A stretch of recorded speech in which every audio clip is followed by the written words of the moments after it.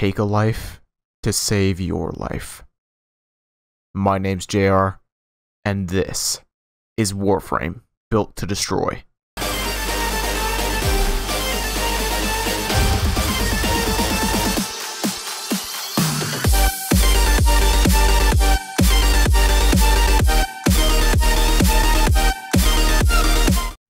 Hey, what's up, pups? It's JR, and I told you I have a secondary for Season 6. First things first, though, I would like to really quickly apologize for the weird upload schedule these past few weeks. Oregon has been going through a pretty nasty heat wave recently, and as most of you probably know, heat isn't exactly the best thing for computers. It also isn't the best thing for me either, because every time I try to record VR, I risk having a heat stroke. This is the reason that BTD seems to have been affected most by this heat wave. It's also the very same reason that VRChat videos seem to have completely disappeared off my channel. Hopefully this heat wave dies down soon, seeing as how summer is coming to a close. Seeing as how this is basically my job now, I really want to start getting more consistent and stick to my Monday and Wednesday upload schedule. Also, I really want to get back into VRChat. Anyway, with that out of the way, let's get right into the video.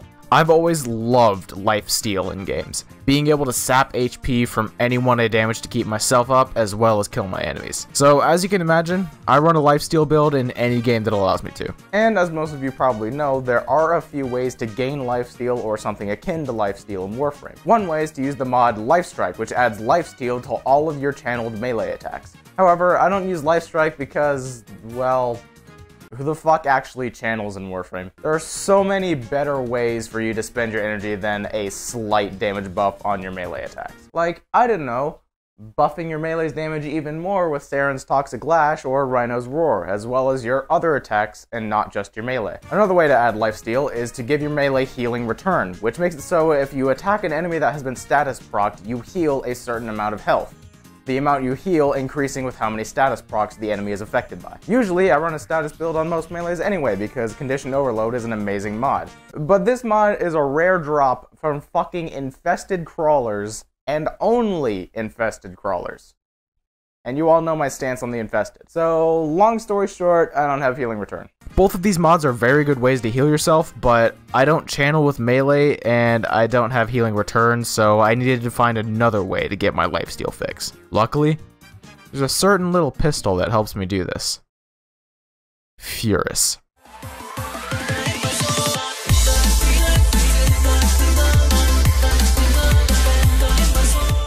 Furis is a Tenno machine pistol sporting 20 base damage favoring slash damage, but unfortunately very negligible crit chance with only 5% and only 12% status chance for it to fall back on. So as you can imagine, this pistol isn't exactly on the same level as Lex Prime or Sicarus Prime. However, there is one thing that Furis has that at least Lex Prime does not, and that is a 5-star Riven disposition. This is especially good to see because secondaries typically have higher Riven values than melees and primaries already due to the fact they are usually neglected. So with this in mind and Furis' 5-star disposition, if you get lucky, you can see some pretty big numbers which can do nothing but help the weapon become more viable. But we'll get to my Riven in a bit. I hope you all remember the reason I built Furis in the first place. This was because Furis has a special augment mod from the New Loka Syndicate. This augment is Winds of Purity. This augment converts 20% of damage dealt with Furis to health for your Warframe, which may or may not seem like a lot, but it certainly works well due to the simple fact that Furis is fully automatic. With this augment, even without a Riven or even a full-built Furis, you can still use it as a sort of MEDI-GUN instead of a normal gun that is meant to kill people.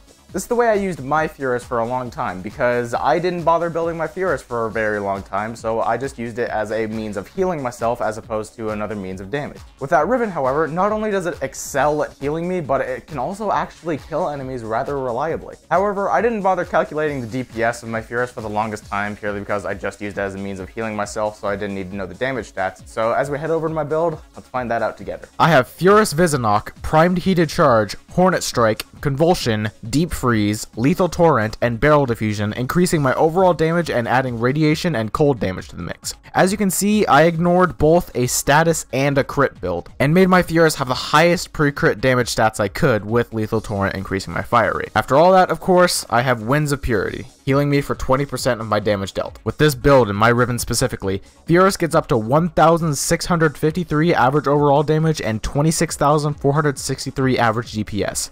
as well as healing me for an average of 5,292 health per second. So this build would work great with an Inaros. Inaros mains, you might want to take note and maybe look into Furis. But right now, let's go see what Furis can do.